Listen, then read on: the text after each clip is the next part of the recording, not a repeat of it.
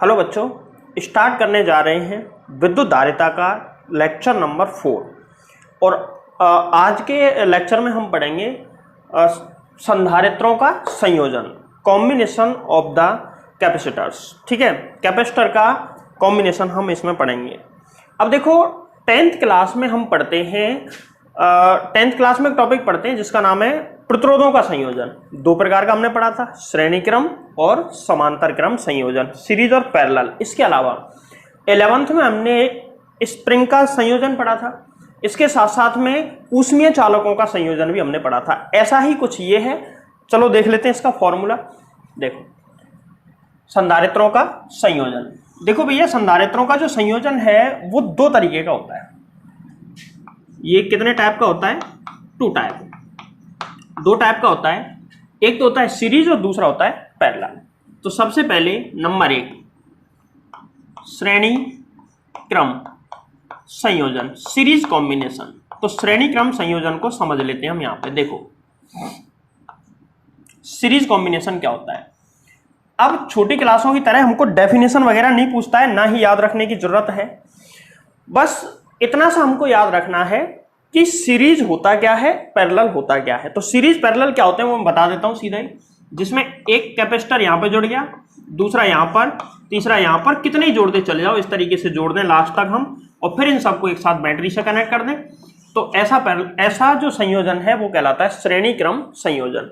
और यदि इस तरीके से जोड़ें, जैसे 1 2 3 संधारित्र मान के चलो, इन तीनों संधारित्रों को हम ऐसे करके बैटरी से जोड़ दें, तो ऐसा कॉम्बिनेशन क्या कहलाता है? समांतर क्रम या पैरेलल कॉम्बिनेशन। ठीक है, तो श्रेणी समांतर होता क्या है इस बहस में नहीं पढ़ेंगे हम, ये तो छोटी सी बात है। और जितना हो सकता है मैं जल्दी इस टॉपिक को पढ़ाऊंगा, क्योंकि सिंपल टॉपिक है, ज्यादा कुछ दिमाग लगाना नहीं है। बेसिक क्लास है आज की ये। अगली क्लास में कुछ एडवांस न्यूमेरिकल कराएंगे। अभी आ जाओ श्रेणी क्रम संयोजन किसका? संधारित्रों का। तो मैं मान लेता हूं, माना कि यहां पर 2 या 3 मान लो, चलो कितने ही मान लो, 1 2 3 संधारित्र श्रेणी क्रम में जुड़े हुए हैं और इनको V वोल्ट की बैटरी से जोड़ा गया है। यहां पे जो बैटरी है वो V वोल्ट की बैटरी है, V वोल्ट की बैटरी से इनको जोड़ा गया है। ठीक है, V वोल्ट की बैटरी। अच्छा, एक चीज बता दूं मैं तुमको, V वोल्ट की बैटरी का मतलब ये होता है इस बैटरी का विभवांतर है, तो पॉजिटिव टर्मिनल का विभवांतर V होगा और नेगेटिव का 0। V में से 0 घटाएंगे तो V आएगा, तो इसका विभव होता है V और इस वाले का नेगेटिव टर्मिनल का विभव होता है 0। नेगेटिव का हमेशा 0 बैटरी में, इस चीज को दिमाग में नोट कर लो ढंग से। तो इसका विभवांतर भी कितना आएगा? V। यहां पे इसका कोई काम पड़ेगा नहीं, इसलिए मैं यहां से मिटा रहा हूं। देखो, अब मैं मानता हूं कि इसकी धारिता तो है C1, इसकी कैपेसिटेंस है C2 और इसकी है C3। ठीक है, इसका विभवांतर कितना है? V। अच्छा, अब आवेश की बात कर लेते हैं। यहां पर C1, यहां पर C2, यहां पर C3, तीनों की धारिता कैसी है? अलग अलग। तीनों की धारिता अलग है, लेकिन आवेश का क्या सीन होगा? सबसे पहले पॉजिटिव टर्मिनल और ये नेगेटिव टर्मिनल। पॉजिटिव टर्मिनल से जैसे ही करंट फ्लो होगा, यहां पे एक स्विच लगा दो कुंजी, जब तक स्विच नहीं लगाएंगे तब तक इस पर कहीं भी किसी भी प्रकार का कोई आवेश नहीं आएगा। जैसे ही हम स्विच लगाएंगे तो इस पे तो कौन सा चार्ज आ जाएगा? Positive charge. तो मान के चलो इस पे आ गया plus Q charge, plus Q charge आ गया। अब इंडक्शन यानी कि प्रेरण की वजह से सामने वाले पे क्या आ जाएगा? Minus Q charge. ठीक है, इस पे माइनस क्यू। अब अगले वाले पे देखते हैं, गौर से देखो, पहले वाले संधारित्र की ये वाली प्लेट और दूसरे वाले संधारित्र की ये वाली प्लेट आपस में कनेक्टेड है। संधारित्र की दोनों प्लेटें आपस में, इनका कोई कनेक्शन नहीं है, बीच में एयर है। लेकिन पहले वाले संधारित्र की दूसरी प्लेट और दूसरे वाले की पहली प्लेट एक दूसरे से कनेक्टेड है। अच्छा, जब तक हमने बैटरी नहीं लगाई, ये तो फर्स्ट वाले संधारित्र की सेकंड प्लेट है, ये सेकंड वाले की फर्स्ट प्लेट है। इधर वो ऐसे है, इधर उधर। इस पे चार्ज कितना आ गया? इस पे चार्ज नहीं है। स्टार्टिंग में टोटल चार्ज इस पे भी 0, इस पे भी 0। तो मैं ऐसा मान सकता हूं क्या कि इन दोनों प्लेटों को मिलाकर एक निकाय है, क्योंकि आपस में कनेक्टेड है। इन दोनों को मिलाने से एक निकाय। जब तक हमने बैटरी से नहीं जोड़ा तो इन पे नेट चार्ज, टोटल चार्ज क्या था? 0। सही है। अब आवेश संरक्षण ये कहता है कि अभी भी नेट चार्ज कितना रहना चाहिए? 0 रहना चाहिए। तो नेट चार्ज जीरो कैसे रहेगा? देखो अभी भी नेट चार्ज जीरो आना चाहिए, तो इस पे आ गया प्लस क्यू, इस पे माइनस क्यू, इस पे हमको पता नहीं है कितना आएगा, और मैं मान लेता हूं माना कि इस पे कैपिटल क्यू चार्ज आ गया, तो कैपिटल क्यू और माइनस क्यू, अब टोटल इतना चार्ज आ गया इस पे, और अब भी कितना रहना चाहिए बराबर में जीरो, तो कैपिटल क्यू बराबर कितना आ जाएगा क्यू, यानी कि इस पे चार्ज आएगा प्लस का क्यू, यहां पे चार्ज प्लस क्यू, इंडक्शन की वजह से यहां माइनस क्यू, सेम वही यहां पे प्लस क्यू और यहां पे माइनस क्यू, इस तरीके से इन प्लेटों पे चार्ज आ जाएगा। तो यहां से एक बात हमको देखने को मिली, और वो बात कुछ ऐसी है कि सीरीज कॉम्बिनेशन के अंदर भले ही संधारित्रों की धारिताएं अलग अलग हो, परंतु प्रत्येक संधारित्र पर जो संचित आवेश होगा, कलेक्ट आवेश होगा, वो हमेशा कैसा रहेगा? एक समान। इसको तुम दूसरे तरीके से भी समझ सकते हो। दूसरा तरीका यह है, सीरीज में करंट चाहे कितने भी इंस्ट्रूमेंट जुड़े हों, सीरीज में करंट सब में से सेम जाता है, जब सब में से करंट सेम जाएगा तो चार्ज भी कैसा आएगा उन पर? सेम। ऐसे भी समझ सकते हो, बाकी बेसिक तरीका इसका यही है, ठीक है। तो सीरीज में ये नहीं बदलता है। क्या नहीं बदलता है? ये हमारे काम आने वाला है। अब तीनों की धारिताएं अलग अलग हैं, आवेश इन पे तीनों पे समान है, मतलब क्यू चार्ज आ रहा है भाई, एक पे प्लस आएगा दूसरे पे माइनस, लेकिन चार्ज कितना आ रहा है? कितना चार्ज यहां पे इकट्ठा हो रहा है? क्यू। अच्छा, स्मॉल क्यू। अब एक छोटा सा सवाल यह है कि इन तीनों का जो विभवांतर है वो समान होगा या अलग अलग होगा? तो V बराबर क्या होता है? Q बराबर क्या होता है? C बराबर Q अपॉन B। यहां से V बराबर क्या आ जाएगा? Q अपॉन में C। तो जब मैं इसके पहले वाले संधारित्र जिसकी धारिता C1 है इसके लिए निकालूंगा तो क्या आएगा? V बराबर Q अपॉन C1, और दूसरे वाले के लिए V1, V2 निकालता हूं Q अपॉन C2, और V3 निकालता हूं तो Q अपॉन में C3। क्या मुझे बताओ, C1 C2 C3 तीनों सेम है क्या? नहीं है। जब ये तीनों सेम नहीं है तो V1 V2 V3 भी आपस में इक्वल नहीं होंगे, ये आपस में इक्वल नहीं होंगे, अलग अलग होंगे। तो इसका विभवांतर मान के चलो V1, इसका विभवांतर V2, और इसके सिरों पर विभवांतर कितना? V3। तो यहां पे चीज ध्यान रखने वाली है, यहां पे विभवांतर अलग अलग होता है लेकिन आवेश कैसा रहता है? एक समान। समांतर में उल्टा हो जाएगा, चलो अभी लिख देते हैं। तो यहां पे लाइन लिखना, सभी संधारित्रों पर, श्रेणी क्रम के लिए ये, सभी संधारित्रों पर आवेश समान, परंतु सभी का विभवांतर भिन्न भिन्न होगा, सभी का विभवांतर भिन्न भिन्न होगा। तो ये चीज बिल्कुल नोट करने वाली है और अच्छे से समझ लो, दिमाग में डाल लो इस चीज को कि श्रेणी क्रम संयोजन में जितने भी संधारित्र जुड़े हैं, चाहे उनकी धारिता समान हो चाहे अलग अलग हो, उससे मतलब नहीं है, प्रत्येक पर आवेश तो आएगा समान, लेकिन प्रत्येक के सिरों पर विभवांतर कैसा होगा? अलग अलग। अच्छा, विभवांतर सेम भी हो सकता है क्या? इसमें हो सकता है। कब? जब सबकी धारिताएं कैसी हो? समान। फिर तो आवेश भी समान, धारिताएं भी समान और विभवांतर भी समान ही आ जाएगा। अच्छा, इसका विभवांतर V1, इसका V2, इसका V3, और टोटल बैटरी कितना दे रही है? B। टोटल बैटरी कितना दे रही है? B। तो यहां V बराबर क्या हो जाएगा? यहां पे V बराबर हो जाएगा V1 plus V2 plus V3। सही है। अब V बराबर क्या होता है? V बराबर होता है Q अपॉन C। V बराबर क्या होता है? Q upon C। तो बैटरी टोटल चार्ज कितना दे रही है? Q चार्ज दे रही है। कैसे पता चला भाई? इसको Q ही चार्ज तो दिया है इसने, या फिर इधर मान लो, अगर तुम माइनस वाला मानते हो तो इधर मान लो कि इसको टोटल कितना चार्ज दे रही है? Q। तो पूरे विभवांतर के लिए V का मान क्या आ जाएगा? Q अपॉन में इस पूरे तीनों को मिला के इसकी धारिता C मान लेता हूं मैं, पूरे की मिला के धारिता कितनी मान लेता हूं? C। Q upon C। V1 की कितनी? Q अपॉन में C1 प्लस V2 के लिए Q upon C2 plus V3 के लिए Q अपॉन में C3। बोलो सही है। Q से Q कैंसिल आउट हो जाएगा, क्या बचेगा? 1 अपॉन C बराबर 1 upon C1 plus 1 upon C2 plus 1 upon में C3। ये फॉर्मूला आया कब? जब तीन संधारित्र श्रेणी क्रम में जुड़े हों तो। भाई जरूरी थोड़ी है 3 संधारित्र जुड़े, ज्यादा भी जुड़ सकते हैं और इससे कम भी जुड़ सकते हैं। एक जुड़ सकता है क्या भाई, एक तो एक होता है, उसको तो जुड़ने की जरूरत ही क्या है, वो तो खुद ही है, तो फिर किससे जुड़ेगा वो। लेकिन मिनिमम 2, मैक्सिमम कितने भी जुड़ सकते हैं। तो देखो यदि n संधारित्र, यदि n संधारित्र जुड़े हों तो, यदि n संधारित्र जुड़े हों तो, n संधारित्र जुड़े हों तो फिर फॉर्मूला क्या बनेगा।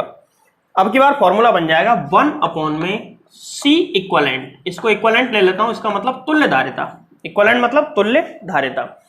C इक्वलेंट बराबर हो जाएगा 1/C1 plus 1/C2 plus dash dash dash plus 1 में Cn तक जुड़ जाएंगे। इसी तरीके से भाई 3 के लिए ऐसे जुड़ा है तो n के लिए भी सेम ही जुड़ेगा, n होंगे तो सब पे आवेश समान आएगा, विभवांतर v1 v2 v3 v4 v5 v6 vn, इस तरीके से।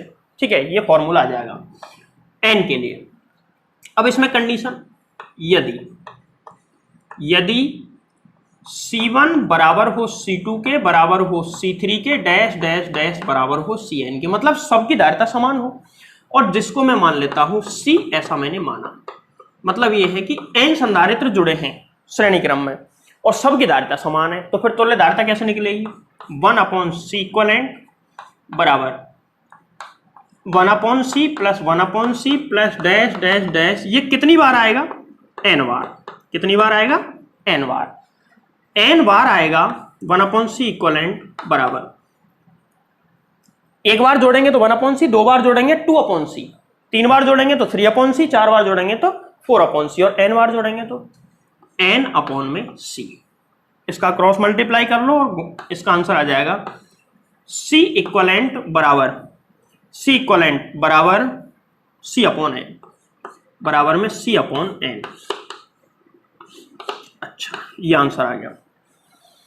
तो हम इसको यहीं तक पढ़ेंगे, बट इसमें 2-3 चीजें हमारे बहुत काम की हैं, नोट करके उनको लिख लेना, नोट करके देखो।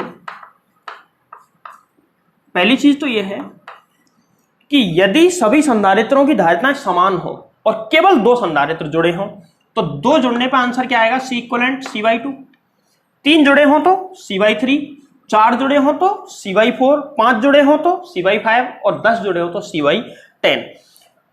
कई बार जब हम क्या बड़े बड़े सवाल सॉल्व करेंगे तो वहां पे हर बार इतनी सारी कैलकुलेशन करके नहीं देखेंगे, सीधा तरीका यूज करेंगे, C इक्वलेंट बराबर C/n। एक है तो C, 2 है तो C/2, 3 है तो C/3, n है तो C/n, जो भी जितनी भी उनकी संख्या उसका भाग लग जाएगा।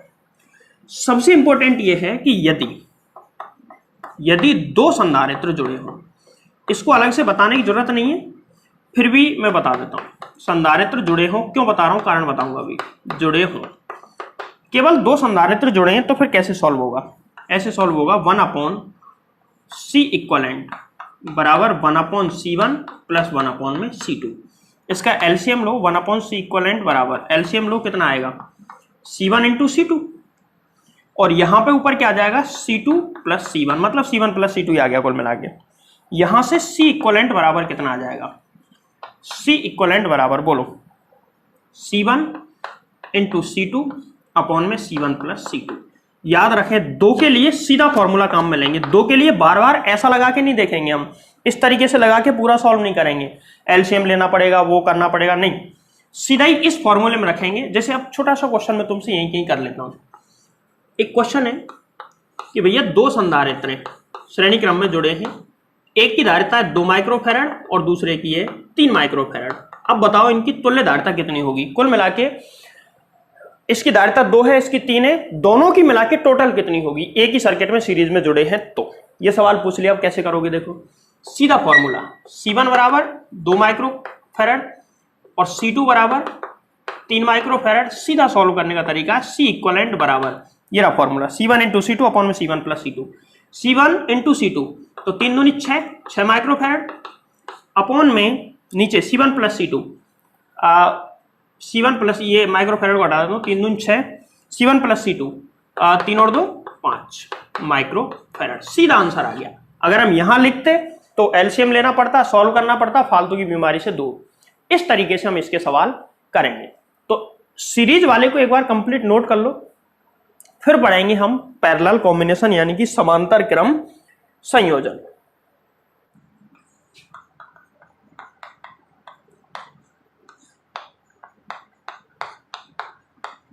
दूसरा है भैया समांतर क्रम संयोजन। ये समांतर क्रम संयोजन क्या होता है समझ लो। बता मैंने दिया ये, तो वही 2 या 3 मान लो, 3 मान लेता हूं चलो मैं। 3 के लिए ऐसे 3 कैपेसिटर में जोड़ देता हूं, 1 2 और ये 3 संधारित्र समांतर क्रम में मैंने जोड़ दिए। ठीक, अब इनको बैटरी से कनेक्ट कर दिया, एक बैटरी से इनको कनेक्ट कर दिया, इस तरीके से बैटरी से जोड़ दिया। ठीक है, 20 वोल्ट की बैटरी है। समांतर क्रम में इतना तो सबने पढ़ा होगा, जैसे देखो ये 20 वोल्ट की बैटरी है, तो इधर विभवांत, इधर का विभव V, इधर का विभव 0, तो इधर वाले तार से ये बिंदु कनेक्ट है, तो इधर विभव V और इधर 0। यहां से ये कनेक्ट है, बीच में कोई कुछ नहीं है, बीच में कोई संधारित्र वगैरह, तो यहां पे V आ जाएगा और यहां पे क्या आ जाएगा 0। अब देखो समांतर और श्रेणी का अंतर पता लगाने का आसान तरीका, ये धारिता है C1, इसकी धारिता है C2, इसकी धारिता है C3। देखो C1 के सिरों पर विभवांतर कितना है 0 और V माइनस 0 V, इसके सिरों पर विभवांतर V माइनस 0 V, इसके सिरों पर विभवांतर V माइनस 0 V। तीनों के सिरों पर विभवांतर समान है, तो ऐसी स्थिति में वो कौन सी स्थिति में होंगे, कौन सी स्थिति में होंगे, समांतर क्रम संयोजन। तो इसके सिरों पर विभवांतर B, इसके सिरों पर विभवांतर B और इसके सिरों पर विभवांतर B, जबकि पिछले वाले में उल्टा था। अब की बार चार्ज अलग अलग होगा, चार्ज कैसा होगा, अलग अलग। क्यों होगा, Q बराबर क्या होता है CV, Q बराबर क्या होता है CV। तो पहले इसके लिए निकालता हूं Q1 बराबर C1V, Q2 बराबर C2V, ऐसे ही Q3 बराबर C3V। बताओ C1 C2 C3 तीनों अलग अलग है, तो ऐसी स्थिति में तीनों पे चार्ज कैसा होगा, अलग अलग होगा, क्योंकि C1 C2 C3 अलग अलग है। अच्छा, क्या ऐसा भी हो सकता है कि तीनों समान हो जाए, हो सकता है। कब, जब यहां पे C, यहां पे भी C, यहां पे भी C आ जाए, मतलब तीनों समान धारिता के संधारित्र हों, तो फिर तीनों पर आवेश कैसा कलेक्ट होगा, एक समान।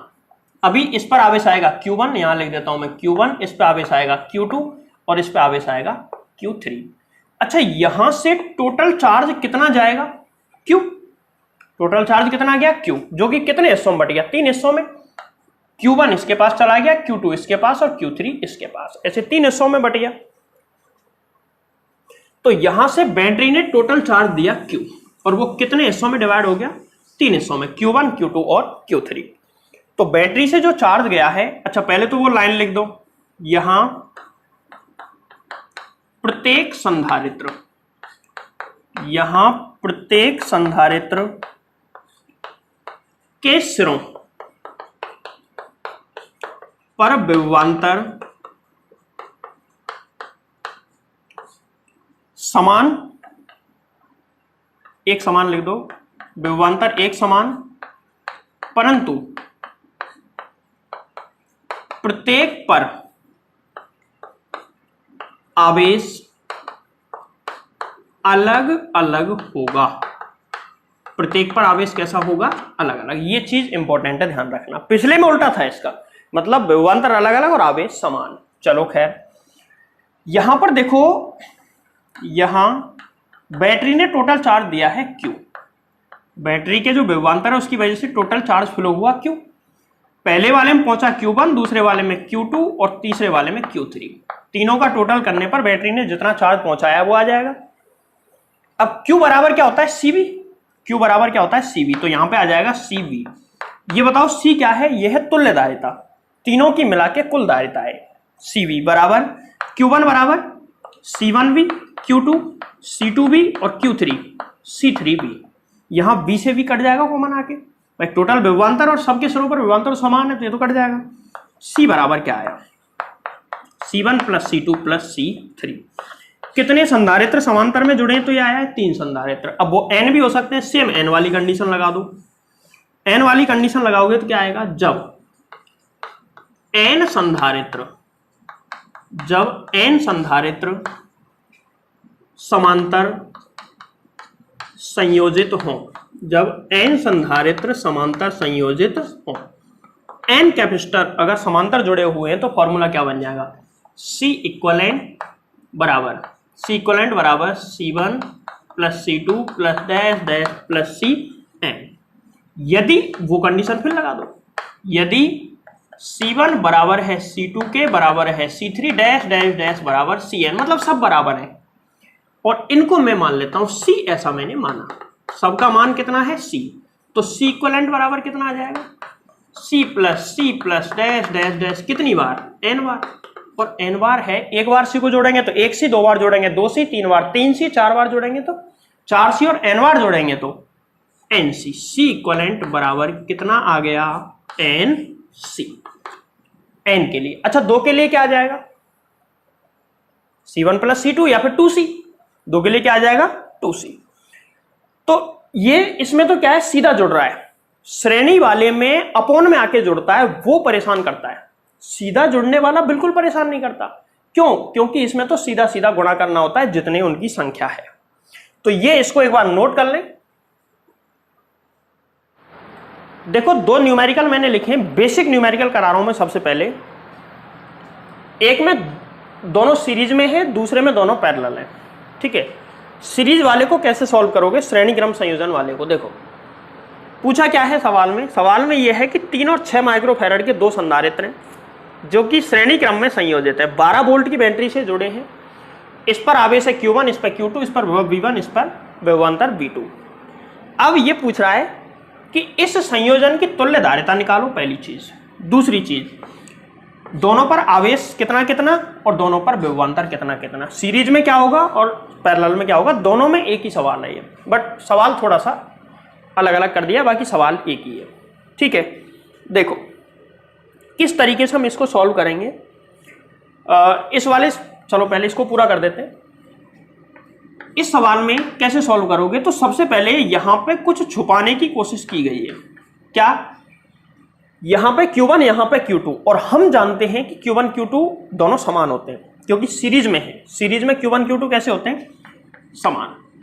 यहां Q1 बराबर होगा किसके, Q2 के, और बराबर ऐसा मान लिया मैंने Q, दोनों को मैंने क्या मान लिया, Q, ठीक है।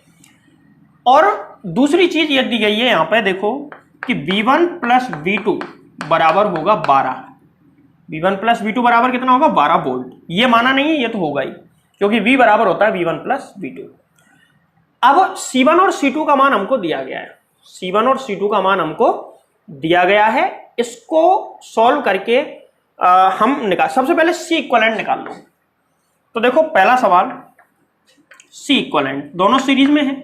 सीरीज में फॉर्मूला होता है C1 इंटू C2 अपॉन में C1 प्लस C2।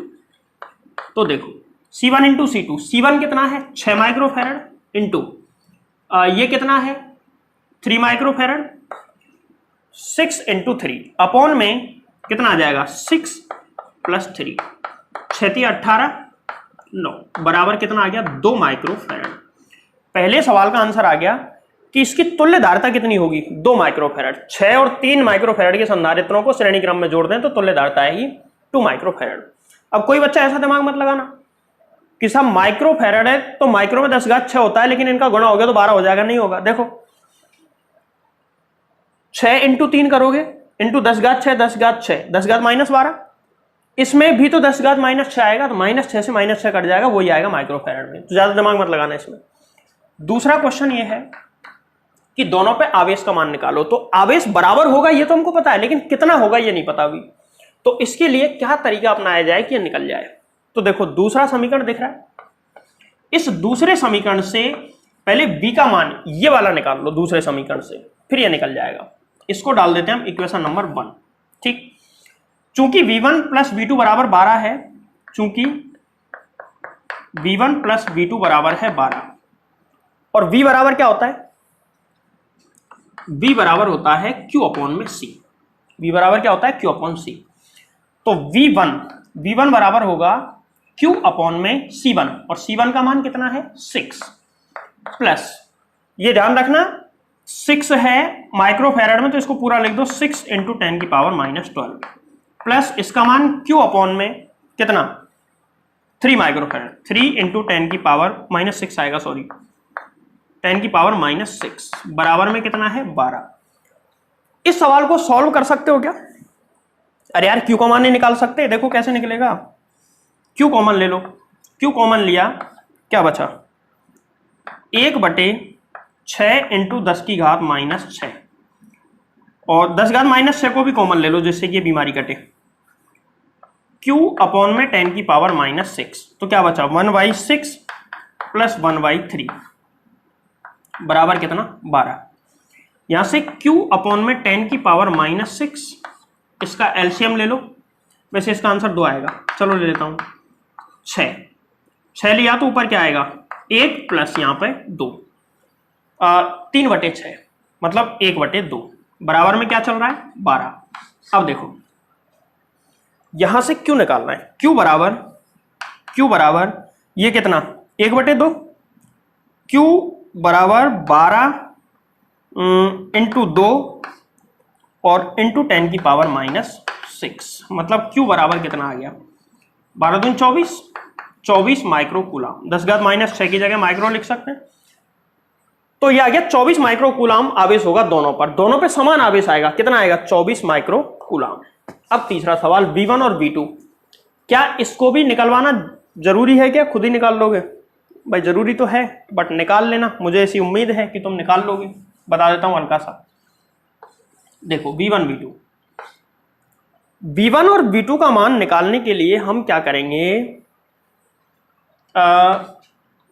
देखो Q बराबर क्या होता है CV, तो यहां से Q1 बराबर C1 V1, ठीक है, तो V1 बराबर क्या आ जाएगा, V1 बराबर Q1 अपॉन में C1, Q1 कितना है 24 इंटू 10 घात माइनस 6, 24 माइक्रो कूलाम, और C1 कितना है 6 माइक्रो कूलाम, 6 माइक्रोफेरेड, 6 इंटू 10 की पावर माइनस 6 माइक्रोफेरेड, ये कट गए और ये कितना आ गया V1 बराबर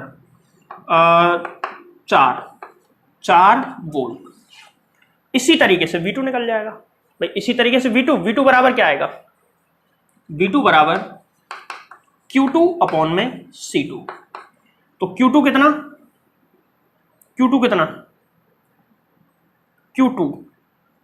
Q2 है वही सेम है ना 24 इंटू 10 की घात माइनस 6 बटे C2 कितना है 3 इंटू 10 की घात माइनस 6 बराबर 8 या 24 8 वोल्ट। देखो 8 और 4 12, तो V1 प्लस V2 बराबर 12 आना चाहिए। इस सवाल को नोट करें, फिर दूसरे वाले सवाल को कराता हूं। वीडियो पॉज कर लो यहीं पे और पहले इसको नोट करो, फिर आगे बढ़ते हैं। बैठा दें, ठीक। देखो अब इस सवाल को सॉल्व करते हैं। सेम मेथड लगेंगे इसमें, बट थोड़ा सा अंतर रहेगा मेथड में। अंतर इतना है कि इसमें ऐसे छुपा के तुमको क्या दिया है, इसमें V1 बराबर होगा V2 के, और इसका तो मान भी पता है कितना 12 वोल्ट। इसको मैं C1 का मान ले लेता हूं 1 माइक्रोफेरेड और C2 का मान ले लेता हूं मैं 2 माइक्रोफेरेड। अपनी मर्जी से लिया है, कोई भी संख्या ले सकते हैं। V1 बराबर होगा V2 बराबर V, और V का मान कितना है 12। तो V1 V2 निकालने की जरूरत ही नहीं है। देखो आधा सवाल तो वैसे हो गया, ये तो निकल ही गया। तीसरा जो इसमें था V1 V2। अब Q1 Q2 निकालना है। C1 पहले C इक्विवेलेंट और निकाल देते हैं। C इक्विवेलेंट बताओ, दोनों पैरेलल है, पैरेलल वाले का सीधा निकल जाता है कितना 1 + 2 बराबर 3 माइक्रोफेरेड। तीसरी चीज क्या निकालनी है, दोनों पर आवेश। तो यार Q बराबर CV, इस फॉर्मूले से लगाओ। पहले पे Q1 बराबर C1 V1, C1 कितना 1 इंटू V1 कितना V1 12, तो इस पे आ जाएगा 12 क्या 12 माइक्रो कूलाम ही आएगा। हाँ ये माइक्रोफेरेड में है ना, माइक्रोफेरेड। तो इसको मैं पूरा लिखता हूं 1 इंटू 10 घात माइनस 6, तो ये आ जाएगा 12 इंटू 10 घात माइनस 6 बराबर माइक्रो बोल रहा हूं मैं 12 माइक्रो कूलाम। Q2 निकालेंगे तो C2 V2, C2 कितना है 2 इंटू 10 की पावर माइनस 6 माइक्रो में है, इंटू V2 कितना है V2 V1 बराबर है कितना 24 है, कितना है 12, तो 12 दूनी 24, ये आ जाएगा 24 माइक्रो कूलाम। अगर तुमसे कोई पूछ ले कि टोटल कितना चार्ज कलेक्ट होगा, तो 12 और 24 कितना हो गया, 36 माइक्रोकूलम चार्ज कलेक्ट हो जाएगा इन दोनों संधारित्रों पर। यहां इस वाले में पूछ ले कि टोटल कितना चार्ज कलेक्ट होगा, तो मैंने मिटा दिया है, दोनों को जोड़ के देख लेना कितना कलेक्ट हो रहा है। तो देखो, श्रेणी और समांतर क्रम संयोजन से मिलके जो मिश्रित क्रम बनता है उसके कुछ न्यूमेरिकल देख लेते हैं कि ऐसे सवालों में सी इक्विवेलेंट कितना प्राप्त होगा और कहां प्राप्त होगा। आज के लेक्चर में पहले बता रहा हूं बेसिक न्यूमेरिकल्स ही करवाऊंगा, कल के लेक्चर में यही क्वेश्चन होंगे, बट थोड़े से इनसे अच्छे क्वेश्चन होंगे, कुछ तुम्हारे सिलेबस के भी होंगे, कुछ थोड़े से एडवांस भी होंगे, लेकिन ऐसा नहीं है कि सभी एडवांस होंगे, कुछ एडवांस होंगे, ज्यादातर तो सिलेबस के ही हैं। सबसे पहले बेसिक सवाल करते हैं, एकदम सिंपल वाले, जो 10th क्लास के छोटे छोटे बच्चे प्रतिरोध में जिन सवालों को करते हैं उन सवालों को करेंगे। पहला सवाल देखो, पहला सवाल यह है कि इस परिपथ की तुल्यधारिता कितनी होगी। मुझे बताओ ये जो परिपथ है इसमें कितने संधारित्र हैं, 1 2 3 4 5 संधारित्र हैं, और पांचों के पांचों समांतर में जुड़े हुए। भाई देखो समांतर है, सही है, वेरी गुड। ये समांतर नहीं है, ये सब सीरीज में है। कैसे पता चला? कई बार सर्किट थोड़ा बहुत कंफ्यूज करेगा, सर्किट को जितना हो सके सीधा कर लिया करो। ये तार अगर यहां से कहीं से जुड़ा होता तो मैं इसको श्रेणी में नहीं मान सकता था, बट श्रेणी का मतलब ये होता है कि हम यहां से चले और यहां से चल के ऐसे चलते हुए लास्ट में पहुंच गए, बीच में कोई टर्मिनल आया ही नहीं। अगर यहां से कोई ऐसे जुड़ जाता है इसमें, तो फिर हम कहते हैं कि भाई ये तो देखो इसमें दिक्कत है थोड़ी सी, हम यहां से आगे जाके ऐसे जाके यहां नहीं पहुंच रहे हैं, सीधे यहां से एक रास्ता इधर वाला भी है, लेकिन अभी तो कुछ नहीं है ना, कुछ नहीं है तो पूरा सीरीज में। मतलब ये है कि मैं इसको टर्मिनल को पकड़ के ऐसा कर सकता हूं, 1 2 3 4 और ये 5, और यहां पे बी आ जाएगा, ए से बी। अरे यही तो है, ये बस टेढ़ा मेढ़ा करके कंफ्यूज करने की कोशिश की है, हो गया ना सवाल। सी इक्विवेलेंट सीरीज के लिए फॉर्मूला क्या होता है? सीरीज के लिए सभी की धारिता सी है, सी सी सी, 5 है टोटल। सीरीज के लिए इक्विवेलेंट होता है सी अपॉन में एन, और एन बराबर कितना है यहाँ पे 5, एन बराबर 5 है तो C/5। ये परिपथ की तुल्य धारिता आ गई। सही है, समझ में आ गया होगा। दूसरा सवाल इससे अलग थोड़ा सा सवाल लेते हैं। ऐसे सवालों में देखो, हमको ए और बी के बीच में तुल्य धारिता निकालनी है, तो हम ये देखते हैं कि सबसे पहले तीनों सी धारिता के 3 संधारित्र हैं, क्या ये तीनों सीरीज में हैं, क्या ये तीनों समांतर में हैं, या फिर कुछ और बीमारी है। चलो चेक करते हैं। हम यहां से चलते हैं, यहां से देखो 2 रास्ते छट गए, यहां से कितने रास्ते छट गए, 2। तो क्या मैं इस डायग्राम को ऐसे भी बना सकता हूं? देखना, इसको सिंप्लीफाई कर देता हूं। ए से चले, फिर 2 रास्ते अलग अलग छट गए, 2 रास्ते अलग अलग छट गए। एक रास्ते पे तो 2 संधारित्र हैं और दूसरे रास्ते पे केवल एक ही संधारित्र है, और फिर ये दोनों रास्ते देखना ध्यान से, यहां से चला 2 रास्ते अलग अलग, एक रास्ता इधर जाके यहां पहुंच गया, दूसरे यहां से इस पॉइंट से, मतलब इस पॉइंट से 2 रास्ते अलग अलग हुए। एक पे तो 2 संधारित्र हैं, ऊपर 2 लिख दिए मैंने, एक पे केवल एक ही संधारित्र है, और वो 2 संधारित्र वाला बिंदु और एक वाला बिंदु एक ही जगह जाके मिल रहे हैं। मतलब ये इस पॉइंट पे आ गए हम, इस पॉइंट पे। अब इस पॉइंट के आगे बी है, तो यही तो सवाल है। इसकी धारिता सी, इसकी सी, इसकी सी। ऐसे सवाल में सबसे पहले इन दोनों को सॉल्व करो सीरीज में। इन दोनों को सीरीज में सॉल्व करेंगे तो इन दोनों की जगह पे देखो, इस डायग्राम के जस्ट नीचे कर रहा हूं मैं, यहां पे इन दोनों की जगह अगर मान के चलो इन दोनों का मिला के इनकी कुल धारिता C1 आई, तो C1 बराबर कितना फॉर्मूला होता है सीरीज में? C1 बराबर C इंटू सी अपॉन में C प्लस सी। बताओ कितना? अब वैसे भी यार क्यों ज्यादा दिमाग लगा रहे हो, C/2 आ गया ना, C/2। अब अगला परिपथ क्या बनेगा इसका? अगला परिपथ बनेगा, अब ये इतना रह गया है केवल, देखना ध्यान से, केवल इतना सा रह गया है, नीचे वाला C और ऊपर वाला C/2 है, इधर A और इधर है B। बोलो सही है? कैसे पता चला इतना रह गया? भाई इन दोनों की मिला के धारिता, टोटल इन दोनों को मिला के एक संधारित्र मान ले तो उसकी धारिता C/2 आएगी इस फॉर्मूले से। ठीक है, तो यहां पर C1 बराबर लिख दिया मैंने C/2। अब ये दोनों किसमें? समांतर में। समांतर का सीधा फॉर्मूला क्या होता है? C इक्विवेलेंट बराबर, ये तो C/2 है और ये क्या है C, दोनों को जोड़ देंगे, दोनों को जोड़ेंगे तो 3C/2। ये C इक्विवेलेंट की वैल्यू आ गई। बोलो समझ में आ गई होगी, क्लियर है? अब चलते हैं हम अगले सवाल पे। इस सवाल में हमको निकालना है सी बिटवीन ए एंड बी, ए और बी के बीच में तुल्य धारिता, सी बिटवीन बी एंड सी, और कुल धारिता ए और सी। ये तीन सवाल एक ही में है। मतलब ये कह रहा है कि ए और बी के बीच में तुल्य धारिता निकालो, फिर निकालो बी और सी के बीच में, फिर निकालो ए और सी के बीच में। क्या ये तीनों समान आएंगी और अलग अलग आएंगी या समान आएंगी, पहले ये बताओ। दूसरी चीज कितनी आएंगी, हम तो कितनी निकाल देते हैं, देख लेना। फिर इन तीनों में से कोई एक मैं करा रहा हूं, बाकी तुमको करना है। आंसर मत पूछना, बस ऐसे सवालों के भी आंसर पूछोगे ना तो बस हो गया कल्याण। खैर मैं एक निकलवा देता हूं, चलो मैं निकलवा देता हूं बीच वाला, सी बी सी, बी और सी के बीच में तुल्य धारिता सी बी सी की वैल्यू मैं निकलवा देता हूं, बाकी तुम खुद निकालना दो। देखो सी बी सी, बी और सी के बीच में तुल्य धारिता निकालनी है, तो इसका मतलब बैटरी कहां जोड़ी गई है, बी और सी के टर्मिनलों पे बैटरी जुड़ेगी।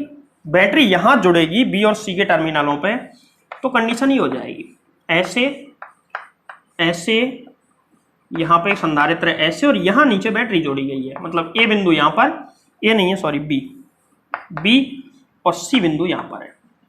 इस तरीके से डायग्राम बन के तैयार है। ये डायग्राम और इससे ऊपर वाला डायग्राम सेम ही तो है। अरे इनको सीधा कर दें तो क्या फर्क पड़ रहा है, वही तो डायग्राम है सेम।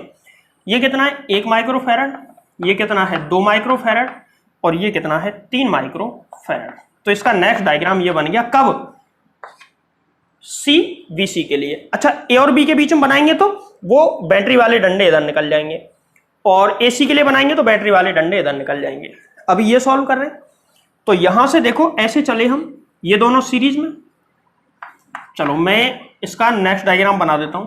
नेक्स्ट डायग्राम ऐसे बनेगा, दोनों इधर आ जाएंगे, 1 और 2, नीचे वाले पे 1 रह जाएगा।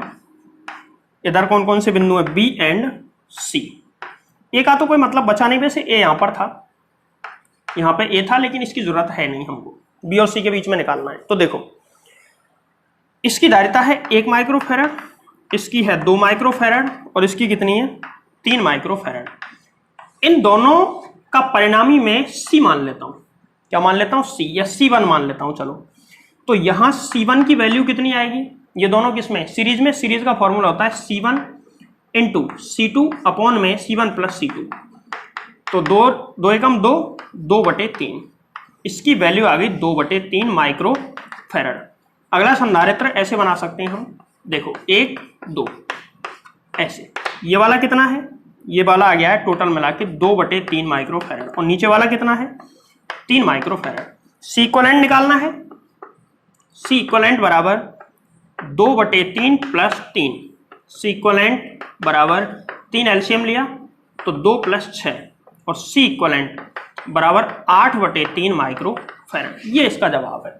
इस तरीके से ऐसे बेसिक क्वेश्चनों को हम सॉल्व कर सकते हैं। तो 2 क्वेश्चन मैंने तुमको इसमें छोड़ दिए हैं, उनको कर लेना। आंसर अलग अलग आएगा, हो सकता है एक आध का सेम आ जाए, पर मुझे लगता नहीं एक आध का सेम आएगा, सबका अलग अलग ही आएगा लगभग। आगे देखो क्वेश्चन नंबर 4 5 और 6 सॉल्व कर लेते हैं। चौथा क्वेश्चन देखो, तुल्य धारिता निकालनी है। तो अब इसमें ज्यादा डिटेल में जाने के बजाय सीधा सीधा सोचने का दिमाग लगाओ। यहां से ऐसे गए, फिर 2 रास्ते अलग अलग, तो एक तो ये रास्ता, एक ये रास्ता। सीधा अगर तुम डायग्राम बनाना भी चाहो इसका तो बना सकते हो, बाकी कुछ है नहीं इसमें। 1 2 3 संधारित्र तो ऊपर वाले टर्मिनल पर है, और नीचे वाले पे केवल 1 है, सी सी सी और ये सी। इस तरीके से इसके बीच में तुल्य धारिता निकालनी है। जो 2 बिंदु से बना रखे हैं इनके बीच में तुल्य धारिता निकालनी है। तो देखो ऊपर वाले डायग्राम में इन तीनों का आंसर क्या आ जाएगा, एक साथ इन तीनों का आंसर आ जाएगा, बताओ।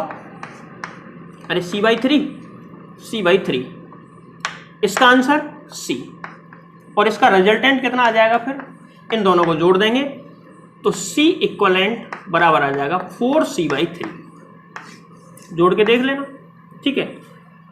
इसके सामने एक सवाल मैंने लिखा है, इसमें और इसमें थोड़ा सा अंतर है। देखो यहां पे तीनों सीरीज में है, और इन तीनों के साथ ये पैरेलल में है, लेकिन इसमें इस सवाल को खुद सॉल्व करना। इसका आंसर अभी बता देता हूं मैं। यहां से देखो 2 रास्ते अलग, ये दोनों श्रेणी में और ये दोनों श्रेणी में, और ये दोनों किस में आ जाएंगे फिर समांतर में। तो इसका आंसर कितना आएगा, इन दोनों का C/2, इन दोनों का C/2, और आंसर आ गया इसका C। C इक्वलेंट बराबर C इसका आंसर आ जाएगा। करके देखना इसको, ठीक है। आगे 5वें सवाल पे आते हैं। देखो इस सवाल में अगला डायग्राम बनाता हूं मैं इसका।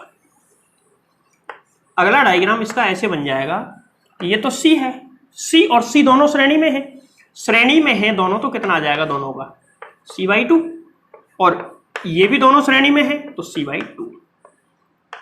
अब देखो अब ये तीनों समांतर में आ गए, और तीनों समांतर में आने का मतलब है, क्या मतलब है कि तीनों जुड़ जाएंगे, तो C इक्वलेंट बराबर C plus C/2 plus C/2, आधा और आधा 1 और 1 2, C इक्वलेंट बराबर 2C, इसका आंसर।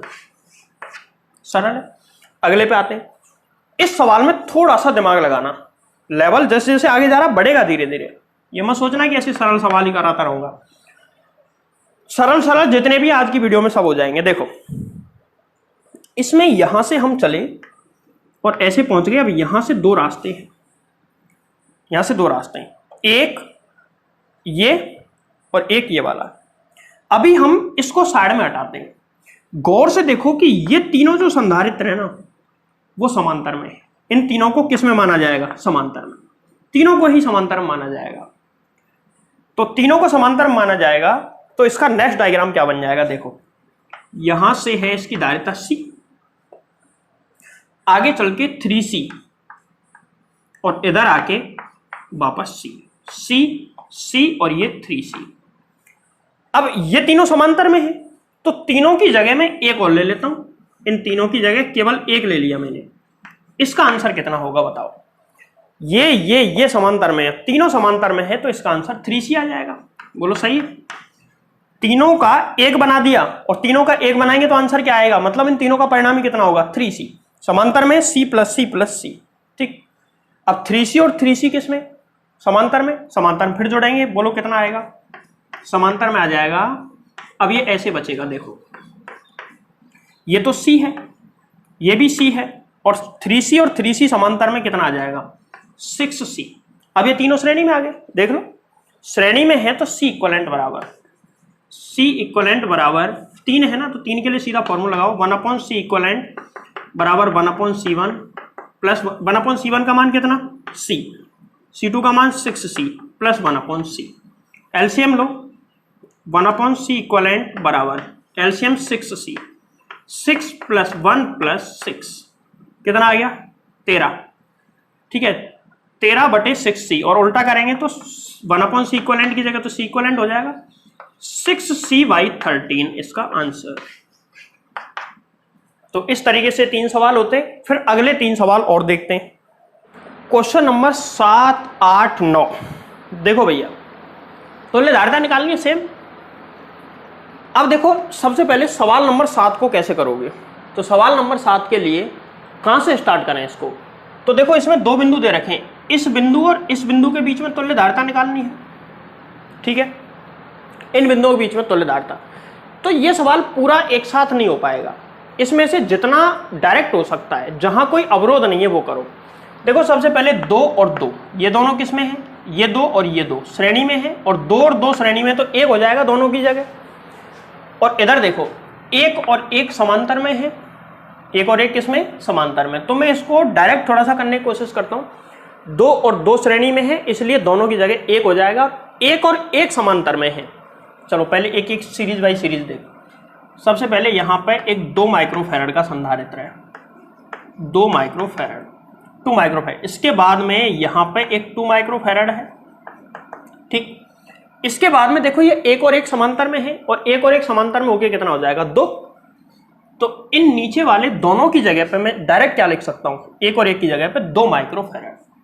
ये 2 माइक्रोफैरड तो ये वाला है, लेकिन 1 और 1 समांतर में दोनों की जगह 1 बना दूंगा तो ये कितना बन जाएगा? 2 माइक्रोफैरड। ऐसे। अब हम आगे चलते हैं सीरीज को लेके। इधर देखो यहां ऊपर 2 माइक्रोफैरड है, 2 माइक्रोफैरड। ठीक, आगे यहां देखो डायरेक्ट इन दोनों को सॉल्व नहीं कर सकते।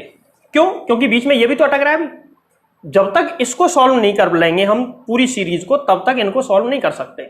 तो 2 और 2 को सॉल्व करो, और 2 और 2 को सॉल्व करेंगे तो कितना आएगा बोलो? 2 और 2 का, पहले इसको मैं यहां से मिला रहा हूं। इधर 1 माइक्रोफैरड इधर है, 1 माइक्रोफैरड, इसको नीचे तक ले जाओ। अब यहां पे 2 और 2 का हो जाएगा 1, 2 और 2 का 1 कैसे हुआ, समांतर में है ना, तो ये 1 माइक्रोफैराड। अब देखो इसका डायरेक्ट आंसर समझो। सबसे पहले इस अवरोध को हटाओ, इसको हटाने के बाद सब आसान हो जाएगा। इसको हटाओ तो 1 और 1 कितना हो गया, 2। 1 और 1 हो गया 2। तो यहां पर एक ऐसे ऐसे, ये तो है 2 माइक्रोफैराड, ठीक है। 2 के बाद में इधर देखो ये 2 यहां पे, ये 2 माइक्रोफैराड, 2 माइक्रोफैराड। इसके बाद में यहां पे कितना आ जाएगा, 1 और 1 का 2, ये वाला 2 माइक्रोफैराड, ठीक। नीचे यहां से अब देखो ये दोनों श्रेणी में है, श्रेणी में है तो 2 और 2 का श्रेणी में कितना होता है, 1। सॉल्व करके देख लेना इनको, ये 1 माइक्रोफैराड और यहां से सर्किट कनेक्ट होकर इधर निकल जाएगा। अब देखो कैसे सॉल्व करेंगे इसको। अगला डायग्राम कैसे बनाएंगे इसका, यहां पर ये 2 और ये 2 श्रेणी में है और 2 और 2 का श्रेणी में कितना होता है, 1। 2 और 2 का श्रेणी में 1 हो जाएगा, 1 ये है तो डायरेक्ट ही सॉल्व कर देता हूं। ऐसे ये तो है 2 माइक्रोफैराड, इधर 2 और 2 का श्रेणी में कितना हो जाएगा, 2 और 2 का हो जाएगा कितना, 2 और 2 1 माइक्रोफैराड, ठीक। यहां से 1 माइक्रोफैराड और ये ऐसे आके इधर ऐसे चले जाएंगे, बोलो सही है। अब ये दोनों किस में आ गए, समांतर में, 1 और 1, 1 और 1 समांतर में कितना होता है, 2। तो यहां पर ऐसे करके ये तो 2 माइक्रोफैराड तो ऑलरेडी जुड़ रहा है, इधर 1 और 1 का हो जाएगा 2 माइक्रोफैराड और उधर वो बिंदु निकल जाएगा। लास्ट में 2 और 2 का श्रेणी में, तो C इक्वलेंट बराबर 1 माइक्रोफैराड। इस तरीके से डायग्राम बनाते हुए चल जाओ, सवाल सॉल्व हो जाएगा। तो इसको नोट कर लें क्योंकि मिटाना पड़ेगा, क्वेश्चन नंबर 8 के लिए इसको मिटाना पड़ेगा, जरूरत पड़ेगी जब मिटा दूंगा। इधर देख लो पहले, इस सवाल को सॉल्व करने के लिए C तीनों श्रेणी में, सबसे यहां बैटरी जुड़ रही है तो सबसे लास्ट में से शुरू करो, सबसे लास्ट में ये रहा C। अच्छा ये तीनों मैं श्रेणी में मान सकता हूं, नहीं, क्यों, क्योंकि ये अटक रहे हैं बीच में। कैसे भाई, देखो यहां से मैं चला, यहां से मैं कह रहा हूं कि तीनों श्रेणी में, तो यहां तक कोई अवरोध नहीं है बीच में से।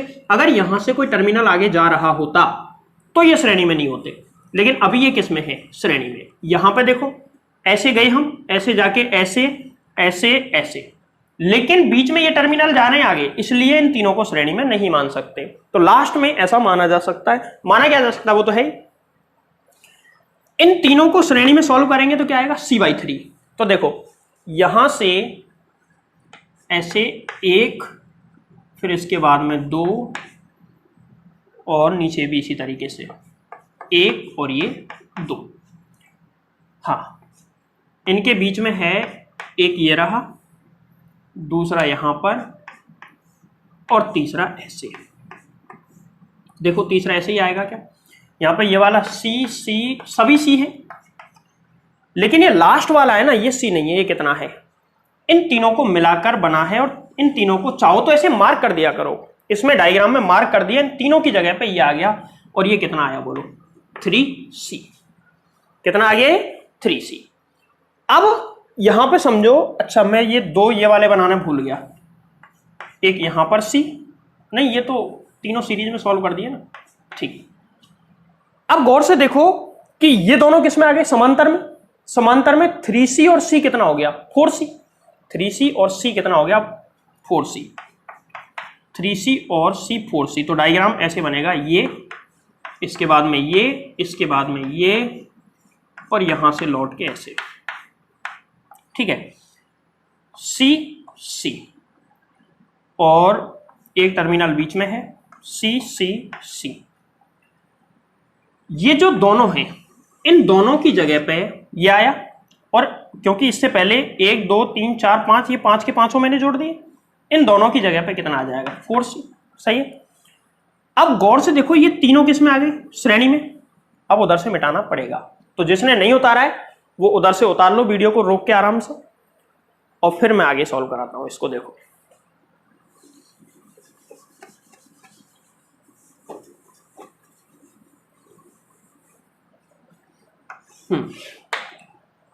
यहां पे देखो C 4C और C, ये तीनों किसमें, समांतर में। तो इनका इक्विवेलेंट निकाल लेते हैं इन तीनों का।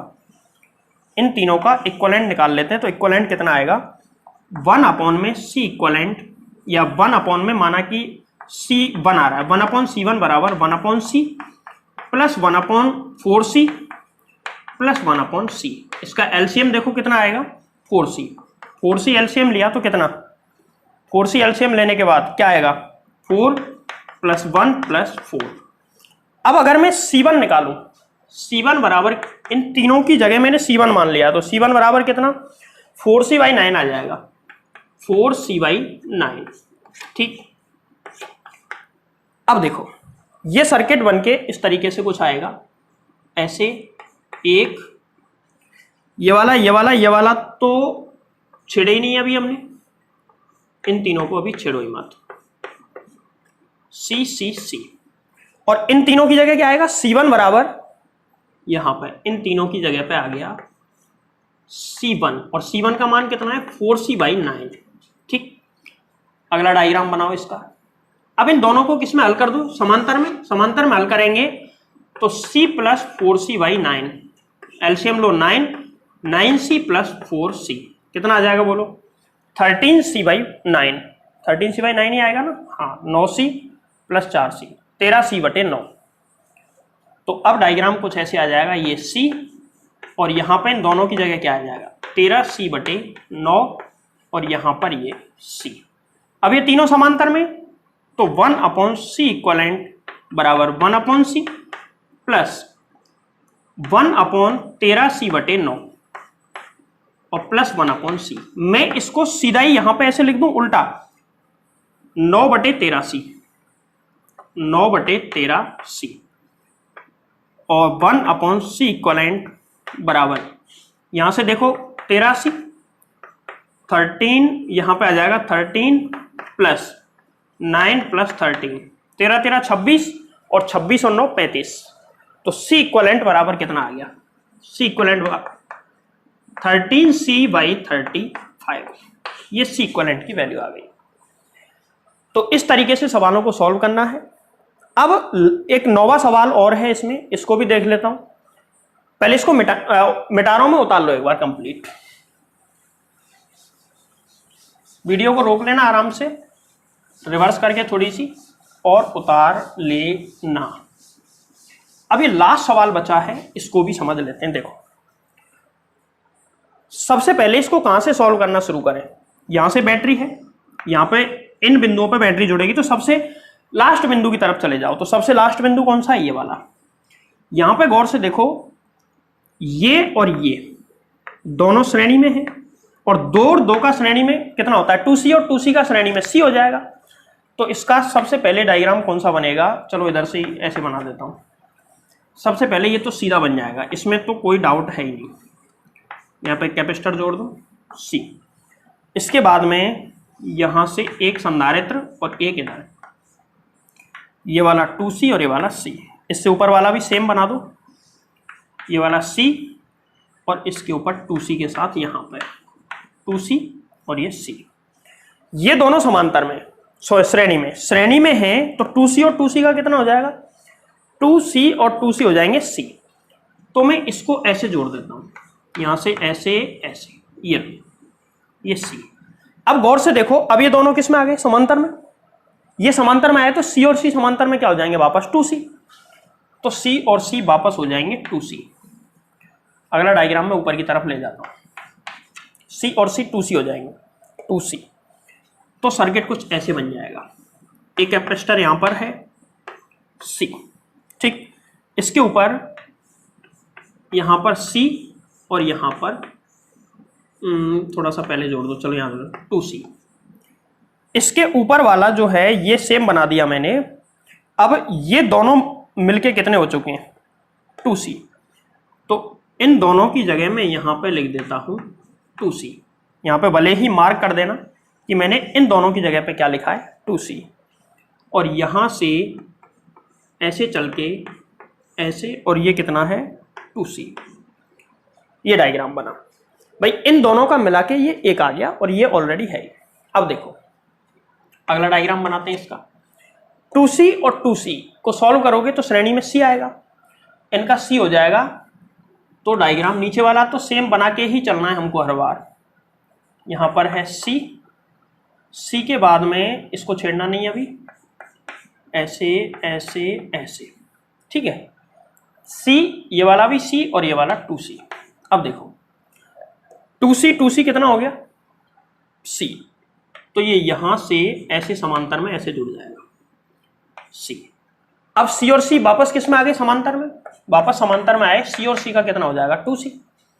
तो अब लास्ट पहुंच गए बस हम, यहां पे एक कैपेसिटर है C और C और C का 2C, ये वाला 2C और इधर क्या है C, 2C, ठीक। यहां तक हम पहुंच गए। अब आगे सॉल्व करते हैं इसको। देखो 2C और 2C किस में है, श्रेणी में, तो C हो जाएगा। तो यहां पर C, इसके बाद में इन दोनों का भी कितना हो गया, चलो ऐसे जोड़ देता हूं इसको, ये घुमा के स्टाइल में ऐसे C। अब ये दोनों किस में आ गए, समांतर में, और समांतर में आ गए तो C इक्वलेंट बराबर 2C। दिस इज आंसर, ये आंसर है। तो इसमें तो हमने, चलो मार्क कर देता हूं मैं, इसके बाद इन दोनों को सॉल्व किया है, इसके बाद में इन दोनों को सॉल्व किया है, इसके बाद में इन दोनों को सॉल्व किया है, और लास्ट में तो फिर ये हो ही गया। इस तरीके से ये सवाल ऐसे घूमता हुआ लास्ट से शुरू होके प्रक्षेप गति करता हुआ फर्स्ट में पहुंच गया। क्वेश्चन नंबर 10, 11, 12 तीनों एक जैसे हैं। ऐसे सवालों में थोड़ा सा कंफ्यूजन होता है, और इन सवालों को करने का तरीका क्या होता है, जिस बच्चे को यह समझ आ गया ना कि इसमें बैटरी किस तरीके से जुड़ी है, उसको सवाल हो जाएगा। देखो पहला सवाल यह है, 10वां सवाल जो है C। अब ज्यादातर बच्चों को यह लगेगा कि यार ये तीनों तो समांतर में, इसका आंसर 3C, और वही गलत आंसर है। जब इसका आंसर 3C होता ना, तो तुम सोचो कि क्वेश्चन नंबर चल रहा है 10, लेवल लगातार बढ़ रहा है, तो मैं ये 10वें नंबर पे क्यों देता, ये तो पहले नंबर पे करवा लेता तुमसे, इतना सरल सवाल। तो इसकी हकीकत कुछ और है। हकीकत कुछ और कैसे है, देखो जो बैटरी है ना, जरूरी थोड़ी ना है कि बैटरी को मैं यहां बीच में जोड़ूं। बीच में तो सिर्फ इसलिए जोड़ा है कि तुमको कंफ्यूज किया जा सके। यहां जो 20 का वोल्टेज है, विभवांतर है, इसको बीच में कंफ्यूज करने के लिए जोड़ा है। इसको बगल में, साइड में भी तो जोड़ सकते हैं, तो पहले इसको साइड में जोड़ो, बैटरी वाले टर्मिनल को इसमें से हटाओ, और यहां पे एक संधारित्र ऊपर है और एक नीचे है, ऐसे। अब यहां पे तो वो कनेक्ट था इन बिंदुओं पर, बीच वाला टर्मिनल। जरूरी थोड़ी है तुम अंदर से जोड़ो, बाहर से जोड़ो, बाहर से जोड़ दो। बाहर से जोड़ोगे इस तरीके से तो बैटरी यहां ले आओ ना, ये बैटरी ले आए हम। लेकिन बैटरी के साथ साथ यहां पर एक संधारित्र भी था, सही है। अब सबसे पहले ये C, ये C, ये C। अच्छा मुझे बताओ C और C समांतर में 2C हो जाएंगे, समांतर में हो जाएंगे 2C। कंडीशन ये है, ये तो है 2C, 2C के बाद में यहां पर है C और यहां पर है बैटरी, कुछ नहीं है, सही है। अब बताओ ये दोनों श्रेणी में, समांतर में? अब ये दोनों श्रेणी में, समांतर में नहीं है, कैसे पता चला भाई? इसका मतलब यही तो होता है कि बैटरी इन टर्मिनलों पे जुड़ेगी, और बीच में यहां तो है C और यहां है 2C, और बैटरी इनसे ऐसे जुड़ रही है, इसका मतलब यही तो है। तो बताओ श्रेणी में, समांतर में, एक ही तो डायग्राम है। तो ये अब दोनों श्रेणी में आ गए, और श्रेणी में आ गए तो इनका C इक्विवेलेंट निकाल लो। ये भी निकालने की मुझे जरूरत है क्या? C इक्विवेलेंट बराबर श्रेणी में C इंटू 2C अपॉन में C प्लस 2C, क्या आ गया? C इक्विवेलेंट बराबर 2C स्क्वायर अपॉन में 3C, एक C से एक C कट गया, C इक्विवेलेंट बराबर 2/3C। ये क्वेश्चन हो गया। अब आते हैं हम क्वेश्चन नंबर 11। 10वें को एक बार उतार लो, पहले इसको मिटाना पड़ेगा। ऐसे सवाल ये सब है, बट थोड़ा सा कंफ्यूजन क्रिएट किया गया है सब जगह। देखो इस क्वेश्चन को नोट करो पहले तो, जिससे कि मुझे डायग्राम कम बनाना पड़े। अब जैसे ही इस क्वेश्चन का पहला डायग्राम तो ये आएगा ही, दूसरा डायग्राम ये बैटरी जहां कंफ्यूज कर रही है, बैटरी वाले टर्मिनल को सीधा कर दो, सीधा करो। तो जैसे ही हम इसको सीधा करेंगे, यहां से हटा के, चलो मुझे बनाना ही पड़ेगा डायग्राम। जैसे ही सीधा करेंगे तो ये ऐसे ऐसे पकड़ के ऐसे कर दो इसको। जब ऐसे करोगे तो ये ऐसे हो जाएगा। यहां बना देता हूं इसको मिटा के।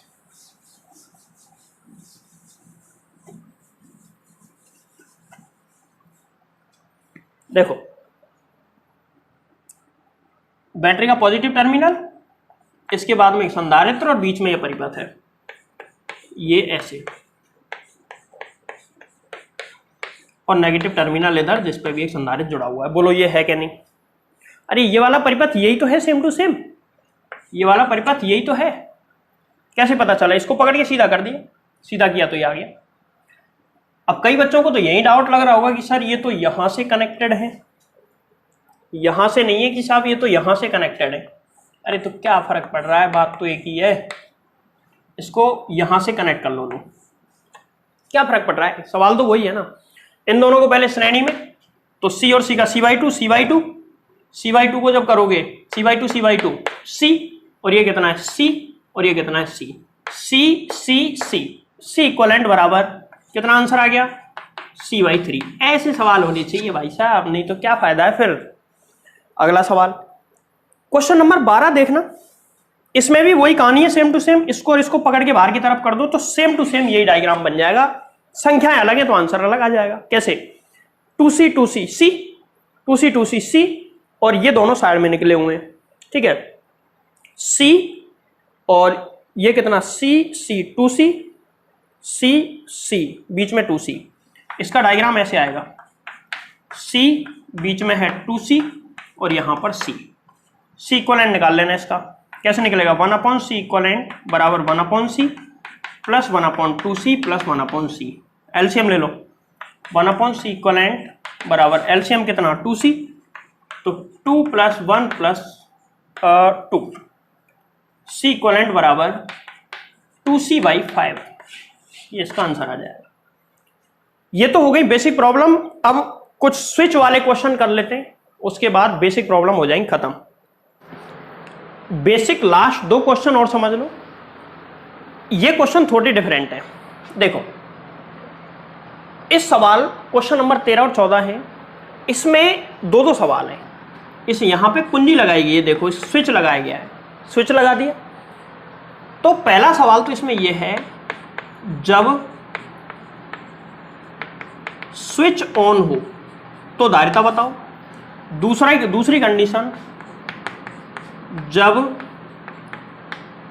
स्विच ऑफ हो तो इसका आंसर कितना आएगा। स्विच ऑन हो तो इस परिपथ का तुल्य धारिता कितनी होगी, और स्विच ऑफ हो तो कितनी होगी। पहले ऑन वाली कंडीशन है, ऑफ वाली कंडीशन, तो मैं कंडीशन बना के छोड़ूंगा, सॉल्व नहीं करूंगा, ठीक है। देखो स्विच ऑन हो, ऑन जब स्विच हो मतलब ये वाला इससे कनेक्ट हो। ऑन का मतलब है कि ये इससे कनेक्ट हो गया, और जब ये कनेक्ट हो गया तो परिपथ कैसा बन गया, ये, और इसके बाद में यहाँ पे कोई संधारित्र है ही नहीं, यहाँ ऐसे एक संधारित्र वापस यहाँ पर, और एक संधारित्र यहाँ, और एक संधारित्र यहाँ, ये परिपथ बन जाएगा। और इस परिपथ को सॉल्व कर दो तुम। अरे नहीं आई बात समझ में, हो जाएगा ना बे सवाल। इसकी तुल्य धारिता निकाल दो, स्विच ऑन हो उस कंडीशन में ये डायग्राम बनेगा, मतलब ये से कनेक्ट है। तो देखो कैसे सॉल्व करोगे, ये C और C, C/2 और C 3C/2, C 3C/2 और C, इन तीनों को श्रेणी में हल कर देना, आंसर आ जाएगा। अब स्विच ऑफ हो मतलब ये स्विच ऑफ है, यहां से ऑफ का मतलब ये है कि करंट जाएगा ही नहीं, और करंट जाएगा ही नहीं तो यहां से पूरा परिपथ ही कट गया ना। ये तो जब यहां से करंट जा ही नहीं रहा या चार्ज फ्लो ही नहीं कर रहा जब उसमें, तो मतलब ही नहीं है, फिर तो पूरा सर्किट कट जाएगा। पूरा सर्किट कटेगा तो ये ऐसे बन जाएगा, 1 2 और ये 3, इस तरीके से। केवल इतना C। आंसर कितना, C इक्वलेंट बराबर C/3, क्योंकि तीनों सीरीज में, तीनों सेम है, तो C/3 इसका आंसर आ जाएगा। अब इस सवाल को देखो, पहली कंडीशन, व्हेन स्विच, पहले ऑन वाला कर लेते हैं, ऑन नहीं पहले ऑफ करो। स्विच ऑफ हो तो जब स्विच ऑफ हो तो इसका डायग्राम कैसे बनेगा, स्विच ऑफ नहीं, हाँ ऑफ।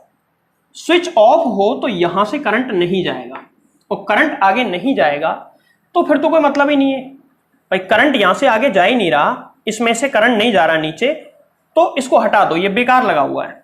तो ऐसे करके 1 2, फिर नीचे 1 2, ऐसे करके ये डायग्राम C 2C 3C और 4C। कैसे सॉल्व करोगे, C और 2C को श्रेणी में, इन दोनों को श्रेणी में, फिर इन दोनों को समांतर में, जो भी आंसर आए तो इसका आंसर निकाल लेना। पूछना मत मेरे से, कमेंट करके पूछते हो साहब इसका आंसर बताओ। यार ये छोटी 1 2 3 4 संख्याएं सॉल्व नहीं हो रही तुमसे। हाँ, इसके बाद में इसमें सेकंड केस है व्हेन